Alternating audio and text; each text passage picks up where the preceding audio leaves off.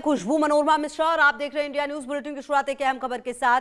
महाराष्ट्र के deputy CM Ajit Pawar का विवादित बयान सामने आया है। वोट न देने पर सरकारी निधि रोकने की बात कही है। स्थानीय निकाय चुनाव के लिए प्रचार के दौरान यह बयान दिया है। शिवसेना, यूबीटी और कांग्रेस ने बोला हमला, पवार के बयान को बताया धमकी भरा। इलेक्शन कमीशन से एक्शन की मांग की गई है। तो आपको बता दें, महाराष्ट्र के डिप्टी सीएम अजीत पवार का विवादित बयान सामने आया है और विवादित बयान देते हुए कहा है कि वोट न देने पर सरकारी निधि रोकने की बात कही गई है। स्थानीय निकाय चुनाव के लिए जो प्रचार कर रहे थे उस दौरान ये बात कही गई है। शिवसेना, यूबीटी और कांग्रेस ने आपत्ति जताई है। पवार के बयान को धमकी भरा बताया गया और इलेक्शन कमीशन से एक्शन लेने की बात कही गई है। तुम्ही मला 18च्या 18 उमेदवार निवडून दिले ना, मी तुम्हाला सांगितलेलं सगळं द्यायला तयार आहे, पण तुम्ही तिथं काट मारली का मी पण काट मारणार। तुमच्या हातात मत द्यायचंय, माझ्या हातात निधी द्यायचंय, बघा काय ते।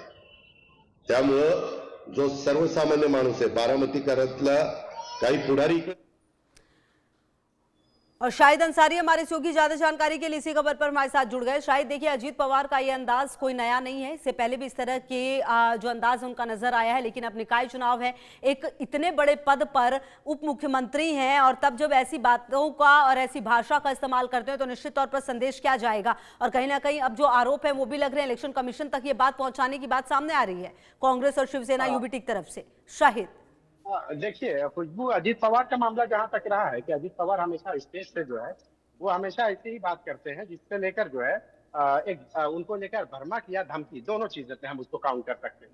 इससे पहले भी जो है गाहे बगाहे अजीत पवार के बयान आए और उन बयानात के बाद जो है विपक्ष ने उनको आड़े हाथ लिया है। अब इस बार जब इन्होंने जो आज का जो ताजा बयान है, हालिया बयान है, उन्होंने इस बयान में कहा है कि मेरे पास निधि है और अगर मालेगांव जैसे जगह में 18 सीटें चुनकर लाए नहीं तो फिर मैं निधि रोक दूंगा, ये आप फैसला करें।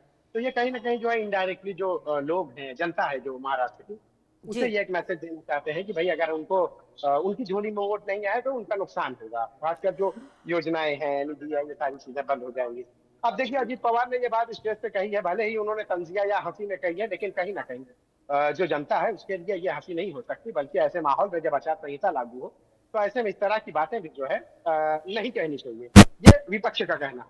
और अजीत पवार के इस बयान के बाद ही विपक्ष का जो है तेवर हुआ आक्रामक हो गया है और उन्होंने इसको लेकर जो है इन पर कार्रवाई की मांग की है। कांग्रेस और यूबीटी, ये सभी लोग जो है एक होकर उनके इस बयान की जो है मुखालफत का विरोध करने लगे। अब अजीत पवार ने जो बात कही है, यह बात तो कितना असर करती है, इनका डर कितना काम करता है या लोगों पर निधि की लालच कितना काम करती है, ये तो चुनाव के बाद ही पता चल पाएगा।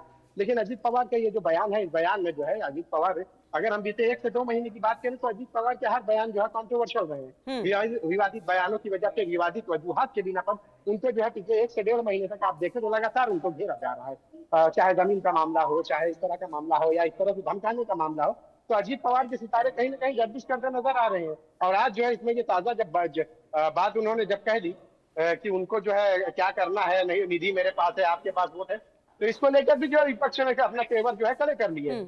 और अब देखना होगा कि इलेक्शन कमीशन इसको कितना संज्ञान में लेता है और क्या कार्रवाई करता है। ठीक है, बिल्कुल ठीक है शायद, देखना ये होगा कि आने वाले समय में इलेक्शन कमीशन इस पर क्या कुछ एक्शन लेता है। बहुत शुक्रिया आपका इन तमाम जानकारियों के लिए।